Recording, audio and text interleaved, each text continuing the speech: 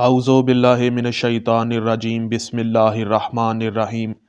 سامعین اور ناظرین، اس ویڈیو میں آپ کو چوتھے امام زین العابدین علیہ الصلاۃ والسلام کے بارے میں غیر شیعہ کتب سے فضائل سناؤں گا۔ شیعہ دشمنی میں لکھی گئی مشہور و معروف کتاب سوائق محرقہ جو ابن حجر مکی ملعون نے لکھی تھی، اس کا حوالہ پیش کرنے لگا ہوں۔ اگر آپ کے پاس مکتبۃ الجمال فیصل آباد کا ایڈیشن ہے تو اس کے صفحہ نمبر 662، اور اگر آپ کے پاس شبیر برادرز لاہور کا ایڈیشن ہے تو اس کے صفحہ نمبر 460 میں لکھا ہے کہ حضرت امام زین العابدین علم و زہد اور عبادت میں اپنے باپ کے خلف تھے۔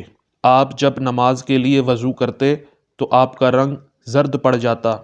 آپ سے اس بارے میں دریافت کیا گیا تو آپ علیہ الصلاۃ والسلام نے فرمایا کہ آپ نہیں جانتے کہ میں کس کے سامنے کھڑا ہوتا ہوں؟ اور سامعین، اس کتاب میں یہ بھی لکھا ہے کہ آپ ایک دن رات میں 1000 رکعت نماز پڑھا کرتے تھے۔ ابو نعیم اور سلفی نے بیان کیا ہے کہ جب حشام بن عبد الملک نے اپنے باپ کی زندگی یا ولید کے زمانے میں حج کیا تو بھیڑ کی وجہ سے حجر اسود تک پہنچنا اس کے لیے ممکن نہ ہو سکا، تو زمزم کی ایک جانب اس کے لیے ممبر نصب کیا گیا جس پر بیٹھ کر وہ لوگوں کو دیکھنے لگا۔ اس کے ارد گرد اہل شام کے سربر آوردہ لوگوں کی ایک جماعت بھی تھی۔ اسی اثنا میں حضرت زین العابدین علیہ الصلاۃ والسلام آ گئے۔ جب آپ علیہ الصلاۃ والسلام حجر اسود کے پاس پہنچے تو لوگ ایک طرف ہٹ گئے اور آپ علیہ الصلاۃ والسلام نے حجر اسود کو بوسہ دیا۔ شامیوں نے حشام سے کہا، یہ کون شخص ہے؟ تو اس نے اس خوف سے کہ کہیں شامی زین العابدین علیہ الصلاۃ والسلام میں دلچسپی لینا نہ شروع کر دیں، تو اس نے اس خوف سے کہ کہیں شامی زین العابدین علیہ الصلاۃ والسلام میں دلچسپی لینا نہ شروع کر دیں کہا کہ میں انہیں نہیں جانتا۔ تو عرب کے مشہور شاعر فرزوق نے کہا کہ میں اسے جانتا ہوں۔ پھر اس نے یہ شعر کہے، یہ وہ شخص ہے جسے بطحا بیت اللہ اور حل و حرم جانتے ہیں، یہ تمام مخلوقات میں سے بہترین آدمی کا بیٹا ہے اور یہ متقی، پاک، صاف اور جھنڈے کی طرح نمایاں ہے۔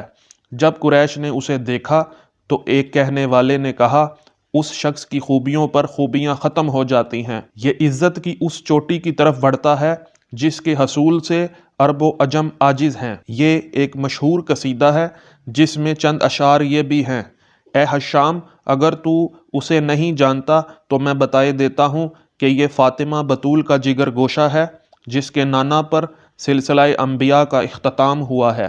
تیرا یہ قول اسے کوئی نقصان نہیں پہنچا سکتا جس کے پہچاننے سے تو نے انکار کیا ہے، اسے عرب و عجم پہچانتے ہیں۔ پھر اس نے کہا، یہ اس گروہ کا فرد ہے جن سے محبت کرنا دین اور ان سے بغض رکھنا کفر ہے، اور ان کا قرب نجات اور حفاظت کا ذریعہ ہے۔ ان کی سخاوت کی انتہا تک کوئی سخی نہیں پہنچ سکتا، اور کوئی قوم خواہ کس قدر کریم ہو ان کا لگا بھی نہیں کھا سکتی۔ حشام نے جب یہ قصیدہ سنا تو غضبناک ہو کر فرزوق کو اصفہان مقام پر محبوس کر دیا۔ امام زین العابدین علیہ الصلاۃ والسلام نے فرزوق کو 12,000 درہم دینے کا حکم دیا اور ساتھ ہی معذرت بھی کی، اگر ہمارے پاس زیادہ ہوتا تو ہم تمہیں وہ بھی دے دیتے۔ فرزوق نے جواب دیا، میں نے آپ علیہ الصلاۃ والسلام کی مدح صرف خدا تعالیٰ کی رضامندی کی خاطر کی ہے، کسی انعام کے لیے نہیں۔ تو حضرت امام زین العابدین علیہ الصلاۃ والسلام نے فرمایا کہ ہم اہل بیت علیہم الصلاۃ والسلام جب کسی چیز کو دیتے ہیں تو پھر واپس نہیں لیا کرتے۔ تو فرزوق نے وہ درہم قبول کر لیے اور پھر قید ہی میں حشام کی ہجو لکھی اور اسے بھیج دی، تو اس نے فرزوق کو قید سے رہا کر دیا۔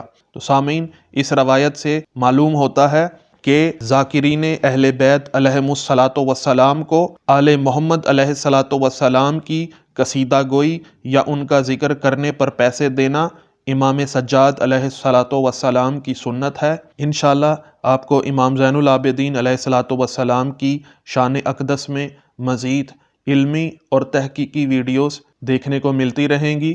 اگر آپ نے چینل کو ابھی تک سبسکرائب نہیں کیا تو چینل کو سبسکرائب کریں، کومنٹ کریں، لائک کریں اور زیادہ سے زیادہ شیئر کریں تاکہ منکرین امامت کو ائمہ کے بارے میں علم ہو جائے۔ السلام علیکم ورحمۃ اللہ وبرکاتہ۔